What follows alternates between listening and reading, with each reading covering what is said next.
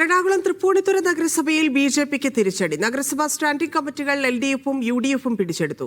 ബിജെപിക്ക് ധനകാര്യം മാത്രമാണ് ലഭിച്ചത്. ജനവിധിയെ യുഡിഎഫും എൽഡിഎഫും അട്ടിമറിച്ചെന്നാണ് ബിജെപിയുടെ കുറ്റപ്പെടുത്തൽ. തൃപ്പൂണിത്തുറ നഗരസഭയിൽ അധികാരത്തിലെത്തി ചരിത്രം കുറിച്ചെങ്കിലും ഭരണമത്ര സുഗമമാകില്ല ബിജെപിക്കും എൻഡിഎ മുന്നണിക്കും. 6 സ്റ്റാൻഡിംഗ് കമ്മിറ്റികളിൽ വികസനം, ക്ഷേമം, വിദ്യാഭ്യാസം എന്നിവ എൽഡിഎഫിന് ലഭിച്ചപ്പോൾ പൊതുമരാമത്തും ആരോഗ്യവും യുഡിഎഫ് സ്വന്തമാക്കി.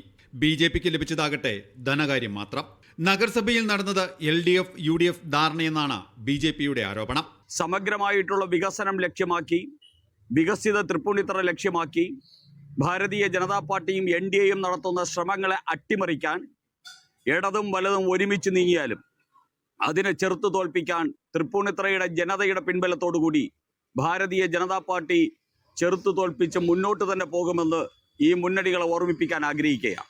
ആകെയുള്ള 53 വാർഡുകളിൽ ബിജെപി 21, എൽഡിഎഫ് 20, യുഡിഎഫ് 12 എന്നിങ്ങനെയാണ് കക്ഷിനില.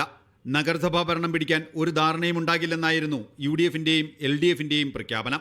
എന്നാൽ പരമാവധി സ്റ്റാൻഡിംഗ് കമ്മിറ്റികളിൽ നിന്ന് ബിജെപിയെ മാറ്റി നിർത്തുക എന്ന ലക്ഷ്യത്തോടെയായിരുന്നു ഇരു മുന്നണികളുടെയും പിന്നീടുള്ള നീക്കം. ഫലത്തിൽ ഭരണമുണ്ടെങ്കിലും നഗരസഭയിൽ ഭരണപ്രതിസന്ധി വിട്ടൊഴിയില്ലെന്ന് സാരം.